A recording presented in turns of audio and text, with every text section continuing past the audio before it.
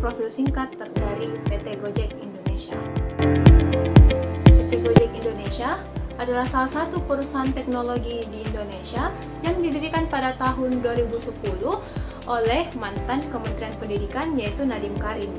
Pada awalnya, PT Gojek Indonesia ini bernama PT Aplikasi Karya Anak Bangsa. Akan tetapi, mereka melakukan kerjasama dengan PT Tokopedia pada tahun 2021 sehingga berubah menjadi PT Gojek Tokopedia Tbk. Perusahaan ini adalah salah satu perusahaan yang menyediakan layanan transportasi, pengantaran, pesan antar makanan, pembayaran, pengiriman, dan lain sebagainya. Ke Business Marketing Canvas atau BMC. Nah, BMC sendiri terdiri dari 9 blok. Pada blok pertama yaitu customer segment, Gojek sendiri itu memiliki 4 poin pada customer segment mereka, yaitu pengguna internet, pengguna transportasi umum, pelajar atau pekerja yang membutuhkan transportasi untuk ke lokasi mereka, dan yang terakhir itu driver atau pengemudi. Yang kedua, kita masuk kepada value proposition, yang dimana Gojek itu adalah aplikasi layanan transportasi yang berbasis digital dengan menyediakan kualitas yang baik, lalu mempunyai GPS yang akurat, dan yang terakhir itu menyediakan layanan yang cepat dan mudah bagi customer mereka. Masuk ke bagian 3 dari BMC, yaitu channel ataupun saluran dari Gojek. Nah, Gojek itu memiliki 4 saluran. Yang pertama, aplikasi Gojek sendiri, aplikasi Tokopedia, sosial media yang di berbagai aplikasi seperti Instagram, YouTube, TikTok maupun WA. Lalu yang terakhir itu Gojek sendiri itu memiliki website mereka. Nah, selanjutnya pada poin keempat yaitu customer relationship, di mana Gojek itu menyediakan fitur-fitur tertentu untuk menjaga hubungan mereka dengan pelanggan mereka. Seperti Gojek itu menyediakan atau memberikan promosi ataupun diskon kepada pengguna atau pelanggan mereka. Lalu yang kedua itu email newsletter, di mana Gojek akan memberikan berita terkait layanan ataupun diskon-diskon terbaru kepada customer mereka lewat email. Lalu yang ketiga itu Gojek itu menyediakan fitur rating ataupun penilaian terhadap aplikasi mereka. Lalu yang terakhir itu kritik dan saran, di mana Gojek itu menyediakan kritik ataupun saran kepada customer mereka, sehingga customer mereka mungkin dapat memberikan kritik apapun ataupun saran apapun terhadap aplikasi Gojek. Masuk ke pada bagian 5 dengan 6 dari BMC. Nah, pada bagian 5 itu yaitu revenue streams, di mana Gojek itu mendapatkan pendapatan mereka dari 3 poin. Yang pertama itu dari pendapatan dari transaksi yang dilakukan oleh pengguna Gojek, baik itu drivers, customer maupun merchant mereka. Lalu yang kedua itu mereka itu mendapatkan pendapatan dari pembayaran GoPay. Lalu yang ketiga itu mereka juga mendapatkan pendapatan tentu dari mitra kerja mereka. Nah, masuk kepada bagian 6 dari BMC, yaitu key research, yaitu inti dari kegiatan Gojek sendiri. Nah, inti dari kegiatan Gojek sendiri itu dilakukan pada aplikasi Gojek pada poin pertama. Lalu yang kedua itu Google Maps yang berfungsi sebagai GPS dari Gojek untuk mengarahkan driver-driver ke tempat customer mereka. Lalu yang terakhir itu ada infrastruktur dari server mereka sendiri. Ada poin ke-7 dengan 8, yang dimana poin ke-7 itu yaitu aktivitas inti dari Gojek yang terbagi atas 4 poin. Nah, pada poin pertama itu aplikasi Gojek akan menghubungkan customer dan penjual dari UMKM dengan driver dari Gojek sendiri. Lalu yang kedua itu Gojek akan mengatur data ataupun manajemen data dari pelanggan ataupun customer dan driver dari Gojek itu sendiri. Lalu masuk kepada poin ketiga, di mana Gojek di mana kami akan melakukan riset ataupun penilaian yang diberikan customer kepada perusahaan kami. Dan yang terakhir itu pengembangan aplikasi ataupun server ataupun data, di mana Gojek ini adalah perusahaan yang akan terus melakukan perkembangan pada aplikasi mereka, terutama jika aplikasi mereka itu terdapat masalah ataupun bug. Lalu masuk kepada poin ke-8, yaitu partner dari Gojek. Nah, partner dari Gojek itu yang pertama ada dari mitra pengemudi, lalu yang kedua itu ada supplier atribut kostum mereka, lalu yang ketiga itu ada bank, lalu yang keempat itu ada UMKM, dan yang terakhir itu mereka juga melakukan kerjasama dengan infrastruktur server. Selanjutnya pada poin terakhir BMC, yaitu struktur dari harga yang dikeluarkan oleh Gojek. Yang pertama yaitu tentu bagi hasil dengan mitra kerja mereka. Lalu yang kedua itu ada biaya penyewaan infrastruktur server. Lalu yang ketiga itu ada biaya API dari Google Maps sendiri, sebab Gojek menggunakan Google Maps sebagai GPS mereka. Lalu yang keempat itu ada biaya gaji kantor Gojek. Lalu yang kelima itu ada biaya operasional kantor. Dan yang terakhir itu ada biaya pemeliharaan ataupun pengembangan aplikasi, data, dan server mereka.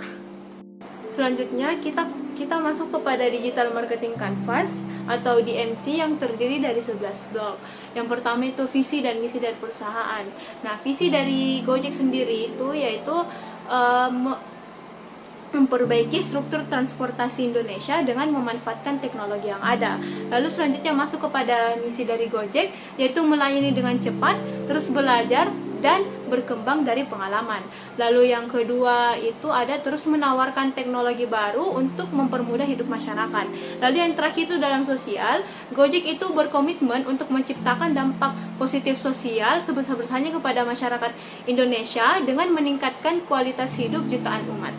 Masuk kepada value proposition dari DMC itu, DMC sendiri itu yaitu Gojek ini merupakan aplikasi yang menyediakan layanan transportasi dengan kualitas yang baik dan ramah, yang dengan berupa layanan yang cepat, keamanan yang baik, serta GPS yang akurat dengan menggunakan Google Maps. Lalu masuk kepada target audiens mereka. Yang pertama itu Gojek itu menargetkan customer mereka yang menggunakan internet atau smartphone. Lalu yang kedua itu Gojek juga menargetkan customer mereka yang sering membeli makanan secara online. Lalu yang ketiga itu Gojek juga menargetkan customer mereka yaitu pelajar atau pekerja dengan rentan usia 17 sampai 40 tahun. Lalu yang terakhir itu Gojek juga menargetkan customer mereka yaitu UMKM yang ingin menjual produk mereka secara online. Kepada poin brand dari DMC sendiri, yaitu Gojek itu terkenal dengan pelayanan yang cepat dan ramah. Lalu Gojek juga terkenal dengan harga yang terjangkau dari layanan mereka, serta penggunaan aplikasi yang mudah bagi pengguna baru. Lalu masuk kepada market mereka ataupun pasar mereka, dikarenakan Gojek itu merupakan perusahaan yang menciptakan produk berbasis digital, maka tentu pasar mereka yaitu aplikasi layanan yang berbasis digital. Lalu yang kedua itu melakukan pembayaran juga yang secara digital. Dan yang terakhir yaitu Gojek ini merupakan salah satu perusahaan dengan pesaing tertinggi mereka yaitu Grab sebagai perwakilan dari Tokopedia ataupun Goto. Akuisisi, di mana pada poin akuisisi ini yaitu bagaimana pengguna baru ataupun customer baru mengetahui informasi ataupun aplikasi Gojek ini. Nah, kami telah menyimpulkan keempat poin pada DMC yang tertera pada gambar.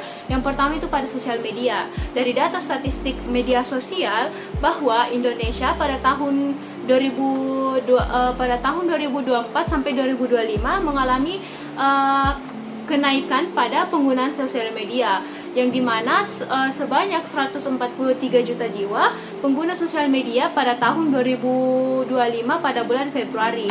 Hal ini mungkin menandakan bahwa banyak masyarakat yang mengetahui Gojek dari media sosial tersebut. Lalu masuk kepada iklan dari YouTube ataupun dari Google, di mana penggunaan dari YouTube juga sebanyak pada tahun 2025 pada bulan Agustus sebanyak 143 jiwa orang yang aktif dalam menggunakan YouTube. Hal ini mungkin karena Gojek juga bekerja sama dengan YouTube untuk memperiklankan aplikasi mereka. Lalu masuk ke pada poin ketiga yaitu influencer, dan yang terakhir itu yaitu Gojek juga turut aktif dalam bekerja sama pada event-event sekolah ataupun kampus, sehingga mungkin kebanyakan mahasiswa atau pelajar sekarang mengetahui yang dulunya mungkin tidak mengetahui terkait perusahaan Gojek menjadi mengetahui informasi bahwa perusahaan Gojek itu ada. Ada activation.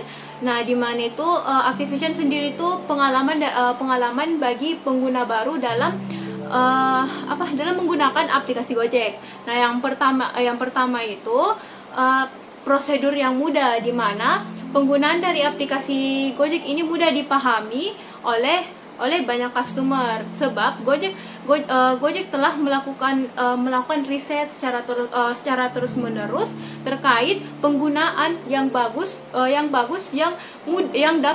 yang dapat dimengerti oleh customer mereka, sehingga penggunaan aplikasi mereka itu dapat dengan mudah digunakan oleh pelanggan mereka. Lalu yang kedua itu adalah diskon bagi pengguna baru, di mana Gojek itu seringkali menyediakan diskon yang sekiranya tinggi untuk pengguna baru mereka. Lalu yang pada poin terakhir itu Gojek juga itu menyediakan diskon klaim, di mana pengguna baru itu dapat mengklaim hadiah-hadiah mereka di setiap harinya selama 1 minggu, di mana pada hari ke-7 itu pengguna baru tersebut akan mendapatkan diskon yang besar. Itu kepada bagian retention, di mana Gojek itu akan melakukan segala sesuatu untuk mempertahankan pelanggan mereka secara loyal, seperti menyediakan program loyal bagi pengguna mereka ataupun Go Club. Lalu yang kedua itu memberikan diskon tertentu bagi pengguna lama. Lalu yang ketiga itu personalisasi layanan dan rekomendasi kepada pengguna lama, di mana Gojek ini akan memberikan layanan yang personal ataupun rekomendasi tertentu kepada pengguna lama yang dilihat dari riwayat pencarian pengguna tersebut. Lalu pada referral, Gojek itu memberikan program kepada pengguna lama, yaitu terkait GoPay gratis bagi pengguna lama yang mengajak teman mereka untuk menggunakan aplikasi Gojek. Lalu masuk kepada revenue atau pendapatan dari Gojek sendiri, seperti yang telah saya jelaskan tadi pada diagram BMC, bahwa Gojek itu mendapatkan pendapatan mereka yang pertama dari transaksi, lalu yang kedua dari iklan, lalu yang ketiga itu Gojek mendapatkan pendapatan mereka dari pelanggan yang berlangganan ataupun premium kepada mereka ataupun Go Plus. Ada bagian dari digital marketing canvas. Mungkin langsung saja saya akan membacakan terkait value proposition Gojek, di mana Gojek itu merupakan aplikasi yang memberikan perjalanan terbaik bagi customer mereka dengan memberikan layanan transportasi digital dengan harga yang terjangkau. Tidak hanya itu, customer juga mendapat pengalaman selama perjalanan mereka dengan layanan yang cepat, mudah, dan aman. Maka dari itu, saya menyimpulkan value dari proposition Gojek itu adalah dapatkan pengalaman perjalanan Anda dengan layanan transportasi berbasis digital yang menggabungkan kualitas premium dengan harga yang paling kompetitif. Kedua, ada channel, di mana dari analisis yang telah saya lakukan bahwa masyarakat kebanyakan mengetahui terkait Gojek yaitu lewat Google Search ataupun YouTube Ads. Tidak hanya itu, Gojek juga dapat menggunakan aplikasi sosial media seperti Instagram dan TikTok untuk memperkenalkan brand mereka kepada masyarakat yang mungkin belum mengetahui terkait Gojek. Tiga, ada target audience seperti BMC dan DMC yang telah saya paparkan tadi, yang telah saya jelaskan, serta channel-channel yang telah saya sarankan kepada Gojek bahwa aplikasi media sosial untuk zaman ini tuh telah digunakan oleh banyak orang. Maka dari itu, mungkin target audiens selanjutnya yang dapat Gojek berikan yaitu kepada ibu rumah tangga, anak SMP maupun influencer. Bagian customer journey sendiri yaitu pengalaman dari customer Gojek, di mana pada awalnya itu Gojek akan menampilkan iklan mereka, yaitu iklan terkait transportasi dengan harga terjangkau dan kualitas yang baik. Mungkin hal ini dapat dilihat oleh banyak masyarakat yang belum mengetahui terkait Gojek. Lalu yang kedua itu masyarakat akan melakukan perbandingan dari harga transportasi Gojek dengan harga pesaing Gojek sendiri ataupun dari aplikasi lain. Nah, yang ketiga itu masuk ke value Gojek, di mana customer itu akan memastikan apakah harga ataupun kualitas yang Gojek tampilkan pada iklan itu benar-benar asli ataupun hanya sekedar iklan ataupun hanya sekedar iklan doang. Lalu yang keempat itu ada pada poin keempat, di mana customer itu akan mulai menggunakan Gojek sebagai media transportasi mereka sebab customer mereka itu sudah mulai percaya terhadap Gojek sendiri. Lalu yang terakhir itu adalah penilaian dan ataupun rating, di mana setelah customer menggunakan transportasi Gojek, customer sendiri akan memberikan penilaian ataupun rating terhadap aplikasi Gojek sendiri selama mereka menggunakan layanan dari Gojek. Hal ini menandakan seberapa loyal customer mereka terhadap aplikasi Gojek. Penjelasan DMC dan BMC, saya mendapat objektif atau tujuan yang baru yang sesuai dengan visi dan misi Gojek, yaitu yang pertama menjadikan Gojek sebagai media transportasi penolong yang terpercaya, ramah, aman, dan diminati oleh masyarakat. Lalu yang kedua itu Gojek dapat melakukan kerjasama atau kolaboratif dengan masyarakat untuk menciptakan lingkungan yang demokratis. Lalu ada yang pada poin terakhir, yaitu Gojek dapat meningkatkan kualitas mereka dengan melakukan pengembangan pada aplikasi mereka secara terus-menerus. Terkait DMC V2 ini, saya dapat menyimpulkan taktik untuk Gojek. Yang pertama itu membuat program sosialisasi ke masyarakat, terutama masyarakat yang belum dijangkau oleh Gojek. Dengan kata lain, Gojek dapat melakukan ekspansi pasar dengan membuat program sosialisasi mereka di lingkungan masyarakat. Sebab dari hasil analisis sendiri, mungkin masih ada sebagian wilayah di Indonesia itu yang belum mengenal terkait Gojek, terutama wilayah-wilayah terpencil yang belum sepenuhnya terdapat internet. Mungkin hal ini masih belum bisa dijalankan sepenuhnya oleh Gojek sebab Gojek membutuhkan internet. Maka dari itu untuk taktik ini dibutuhkan juga peran pemerintah dalam menyalurkan ataupun mengekspansi internet mereka ke pelosok ataupun wilayah-wilayah yang sulit dijangkau. Masuk kepada poin kedua, yaitu kerjasama dengan anak sekolah terutama SMP, di mana dari hasil analisis saya bahwa meskipun Gojek seringkali kolaboratif dengan anak SMA ataupun pelajar, akan tetapi sangat sulit ataupun sangat jarang Gojek bekerja sama ataupun kolaboratif dengan anak SMP. Mungkin kedepannya taktik ini Gojek dapat gunakan, yaitu berkolaboratif dengan anak SMP, sebab customer dari Gojek sendiri tuh tidak sepenuhnya hanya pelajar dari mahasiswa maupun anak SMA, akan tetapi ada juga sebagian dari anak SMP.